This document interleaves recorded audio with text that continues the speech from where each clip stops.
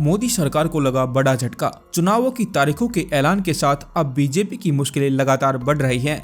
जहां एक तरफ दिल्ली में बैठे हुए नेताओं को भी योगी पर बिल्कुल विश्वास नहीं है, जनता भी बीजेपी के जुमलों से ऊपर उठकर देख रही है, क्योंकि प्रधानमंत्री मोदी ने किसानों से वादा किया था कि 2022 तक किसानों की आय दुगनी होगी। लेकिन अब वही बीजेपी के नेता किसानों पर बात करना भी पसंद नहीं कर रहे हैं, जिसका सीधा फायदा समाजवादी पार्टी को मिलता हुआ दिखाई दे रहा है। पूर्व मुख्यमंत्री अखिलेश यादव ने कहा कि समाजवादी सरकार बनने पर हम नौजवानों छात्रों को पहले की तरह लैपटॉप देंगे, 300 यूनिट घरेलू बिजली फ्री और किसानों को मुफ्त सिंचाई के लिए बिजली हमारा दूसरा संकल्प है। जहां बीजेपी किसानों के खिलाफ दिखाई दे रही है, तो वहीं रोजगार के लिए मोदी सरकार ने युवाओं पर कई बार लाठियां बरसाई हैं। अब माहौल साफ दिखाई दे रहा है। जहां पिछले चुनाव में नौजवान बीजेपी के लिए सबसे पहले खड़े थे, अब बढ़ी हुई बेरोजगारी के कारण आने वाले चुनाव में युवाओं का जोश बीजेपी के लिए खतरे की घंटी बना हुआ है। बीजेपी पैसों के दम पर गोदी मीडिया के भरोसे दिखाई दे रही है, जिस पर निशाना साधते हुए अखिलेश यादव ने कहा कि बीजेपी सरकार केवल झूठे प्रचार पर चल रही है।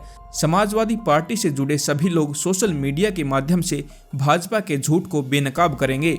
मोदी के सामने सबसे बड़ी परेशानी है कि बीजेपी योगी के चेहरे पर चुनाव नहीं लड़ सकती, क्योंकि अगर योगी को मुख्यमंत्री पद के दावेदार बताकर चुनाव में बीजेपी उतरती है, तो बीजेपी में अंदरूनी कलह शुरू हो जाएगी, क्योंकि खुद योगी के खिलाफ आज के समय में ज्यादातर विधायक हैं और डिप्टी सीएम केशव मौर्य से लेकर बड़े नेताओं में योगी को मुख्यमंत्री बने रहने से नुकसान ही होगा।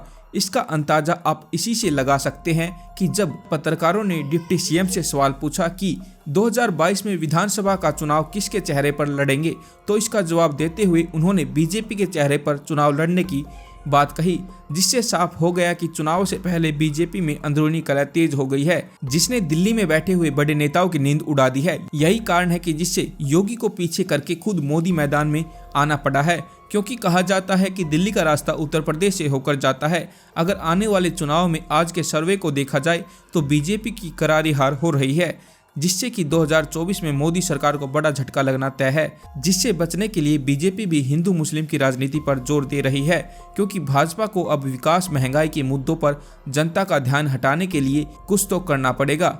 बीजेपी के चुनाव के समय हिंदू मुस्लिम करने की कोशिशों पर आप क्या राय रखते हैं, कमेंट करें। राकेश टिकैत के चुनाव लड़ने पर बड़ी प्रतिक्रिया आई है। जानने के लिए इस वीडियो को देखिए। इस वीडियो को सोशल मीडिया पर शेयर जरूर करें।